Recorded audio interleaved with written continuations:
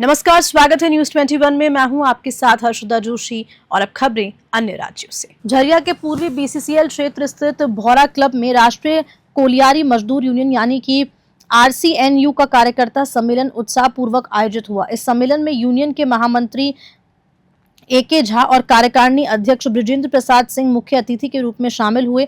कार्यक्रम में फूल मालाओं से उनका स्वागत किया गया। कार्यकारिणी अध्यक्ष बृजेंद्र प्रसाद सिंह ने सम्मेलन को संबोधित करते हुए कहा कि यह आयोजन यूनियन को मजबूत बनाने और मजदूरों के हक दिलाने की दिशा में एक अहम कदम है।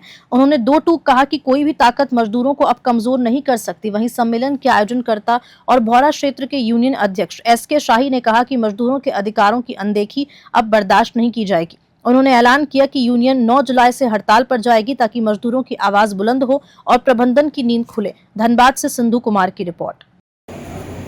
इस कार्यक्रम का उद्देश्य यही था कि संगठन को मजबूत करना, वर्तमान जो देश की स्थिति है उस पर व्यापक चर्चा करना, देश हित में जो काम सब नहीं हो रहा है, वर्तमान सरकार देश हित में काम नहीं कर रही है जैसा कि हम लोग का सोचना है, उस पर प्रकाश डालना, देश हित में लोगों को जागरूक करना, देश हित में काम हो।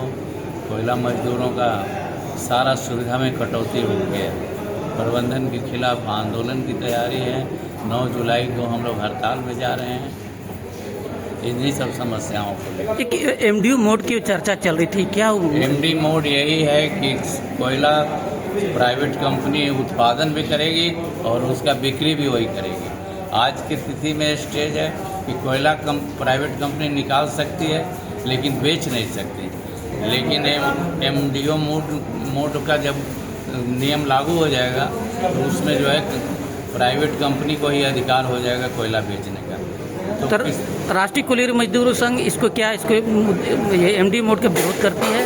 राष्ट्रीय कोयला मजदूर यूनियन के अधिकारी हैं, वो एमडी मोड का विरोध करते हैं हम लोग। अच्छा, बंद खदानें जो है जहाँ से कोयला निकाला जा सकता है, कोयला निकाला जा सकता है, क्या उसको चालू करने के लिए उसके चालू करने का भी हम लोग का डिमांड है कि जितनी भी खदानें बंद पड़ी है यूजी माइंस, भविष्य में तो ये ओपन कास्ट माइंस बंद होना ही है। यूजी माइंस ही एक आधार है जो कोयला को उत्पादन दे सकता है काफ़ी लंबे समय तक, 100-200 वर्षों तक। इसलिए हम लोग का डिमांड है कि यूजी माइंस को चालू किया। देखिए, राष्ट्रीय कोयला मजदूर यूनियन के भौरा शाखा की तरफ से आज की बैठक आयोजित की गई थी, जिसमें यहाँ इस क्षेत्र के मजदूरों ने भाग लिया और यहाँ संगठन को मजबूत करना है। हमारे अध्यक्ष कुमार जयमंगल सिंह विधायक जी को भी आना था, लेकिन मुख्यमंत्री के प्रोग्राम में वहाँ देर हो गया, इसलिए वो अभी धनबाद में ही है। लेकिन अभी कुछ ही मिनटों तो नहीं कहेंगे, लेकिन 1 घंटा लग जाएगा। 1 घंटा में हमारे जयमंगल सिंह भी आ रहे हैं। हम लोग का एक ही मकसद है कि यूनियन को मजबूत करो और जिससे मजदूरों का हक दिलाया जा सके, मजदूरों को कोई कमज़ोर नहीं कर सके।